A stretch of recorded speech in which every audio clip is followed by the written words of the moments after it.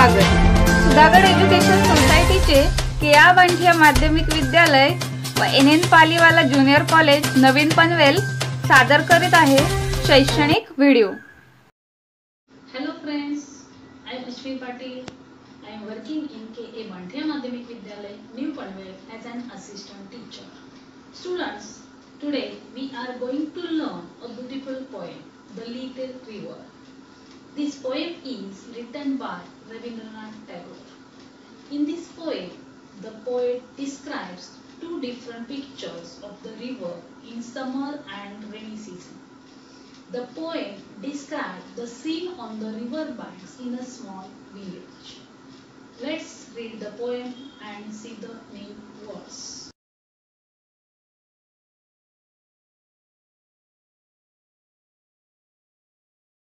The little river. Our little river, it meanders along. In summer, the water is only knee-deep, and cows and carts can cross it with ease, for the banks, though high, are not too steep. No sign of slime, the sand shines bright. On one shore, cashfield blossom white. Chirping mynas through that sight, the jackal's howl is heard there at night. Across lie groves of mango and palm, the village priests dwell in their cool shade. Girls and boys bathe close to the bank, splashing with their gamchas as they wade. At dusk and dawn, once their bath is done, they dip washcloth to trap small fish. To their household tasks, the wives return, having used river sand to scour each dish. In Ashad, clouds gather, the waters rise. The rivers in spate, the current grows strong. The air is ripe with babbling sounds as the muddy torrent swirls along. The woods on shore stir to life again, and our village wakens to celebrate the rain.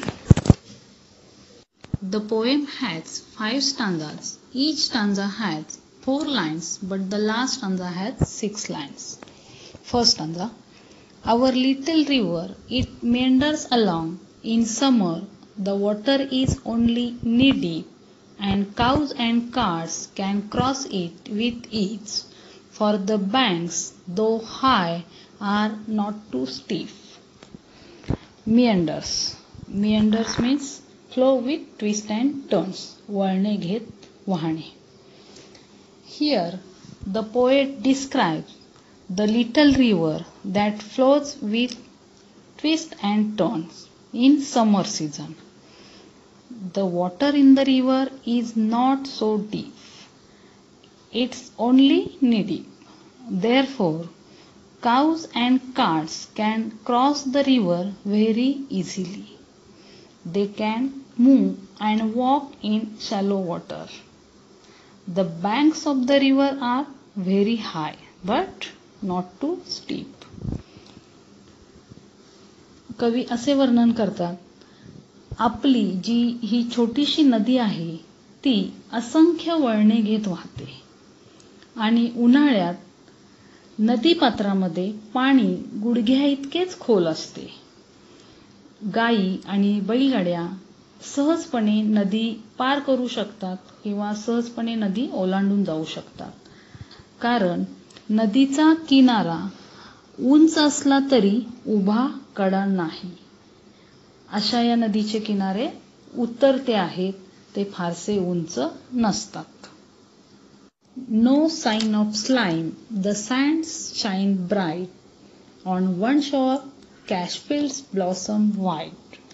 Chirping mynas through that side, the jackal's howl is heard there at night. Slime.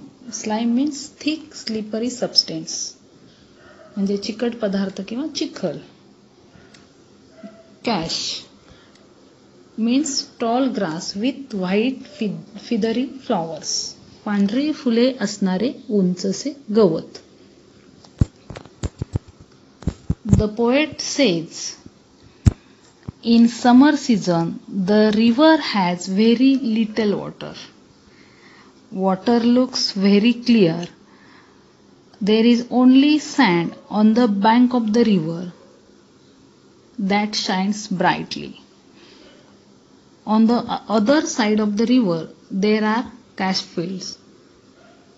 Cash field means there grows tall grass with white feathery flowers. And we hear chirping sound of mynas, and at night we hear jackals howl. Jackals means एक प्रकारचा कोल्हा.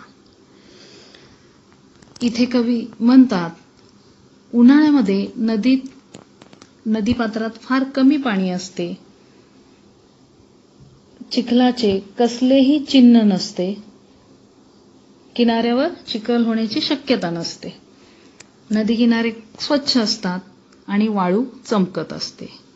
तर नदीच्या दुसऱ्या किनाऱ्यावर उंच गवतावर पांढऱ्या रंगाची फुले बहरलेली असतात आणि मैनाचे ओरडणे, चिवचिवाट हे ऐकायला मिळते. तर रात्री कोल्ह्याचे ओरडणे किंवा कोल्ह्याचा आक्रोश ऐकायला मिळतो. Across lie groves of mango and palm. The village priests dwell in their cool shade. Girls and boys bathe close to the bank, splashing with their gamchas as they wade. Gamchas, thin cotton towels, अंग पुसण्यासाठी. And wade, wade means walk through water where it is not deep. म्हणजे ज्यातून चालणे कठीण आहे अशा पाणी किंवा चिखल यामधून चालत जाणे. Here the poet says that across the river there is group of mango and palm trees. The village priests live under cool shade of trees. Boys and girls enjoy river water. They splash water with their gamchas while walking through the knee-deep water. म्हणजे नदीच्या पलीकडे आंब्याची आणि ताडाची झाडे आहेत आणि गावातले पुजारी नदीच्या किनारी वनराईत सावलीत वास्तव्य करतात. या गुडघ्या एवढ्या पाणी असणाऱ्या नदीच्या पात्रात म्हणजे जिथे पाणी खोल नाही तिथं ही मुलं काय करतात तर पोहण्याचा किंवा कपड्यांनी पाणी उडवण्याचा, आंघोळीचा आनंद घेतात. At dusk and dawn, once their bath is done, they dip washcloths to trap small fish. To their household tasks, the wives return, having used river sand to scour each dish. Washcloths. Washcloth means small cloth for washing face. चेहरा पुसण्यासाठी वापरण्यात येणारा रुमाल. And scour. Scour means scrub, घासणे किंवा घासून पुसून स्वच्छ करणे. Here the poet says that every morning and evening boys take bath in the river water.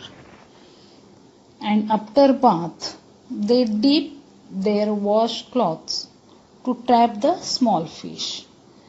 And women came to wash the utensils on the river bank and use river sand to scrub the utensils.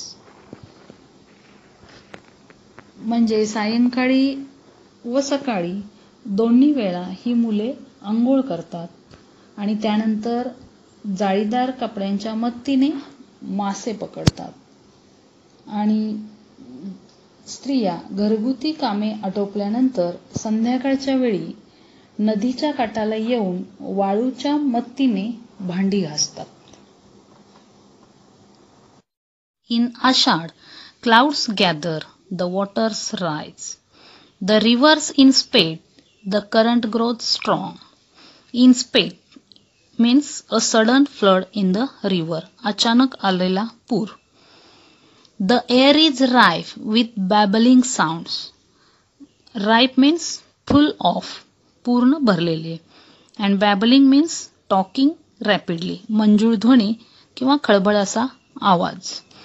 As the muddy torrent swirls along. Torrent means rapid flow of water, जोरदार प्रवाह. And swirls भोवरा. And the woods on shore stir to life again. Stir to life means become alive with sound and movement. चैतन्य येणे किंवा आवाज व हालचाल सुरू होणे. And our village wakens to celebrate the rain. In this stanza, the poet tells that in Ashad, black clouds of rain gather and it starts raining heavily. The level of the water rises. The river is flooded and the river's current grows strong and forceful. The air is full of babbling sounds and the muddy torrent swirls along the river. Everything around the land becomes alive and people celebrate to welcome the rain. कवी इथे आषाढ महिन्यातील वर्णन करतात. आकाशात ढग जमतात, वारा वेगाने वाहतो, पाऊस सुरू होतो, नदीला पूर येतो, पाणी वाढते आणि नदी चिखलयुक्त गढूळ पाण्याने वाहू लागते. पाण्यात भोवरे दिसतात, किनाऱ्याजवळचे आवाज, हालचाली जिवंत होतात, सर्वत्र चैतन्य पसरते आणि सर्व लोक वर्षा ऋतूचे स्वागत करण्यासाठी नदीकाठी जमा होतात. आपले हक्काचे मराठी चॅनल रायगड ओवी न्यूज चॅनल, सदैव आपल्यासोबत रायगड ओवी न्यूज चॅनल. नेहमी पाहत रहा, लाईक करा, सबस्क्राईब करा आणि बेल आयकॉनवर क्लिक करायला विसरू नका.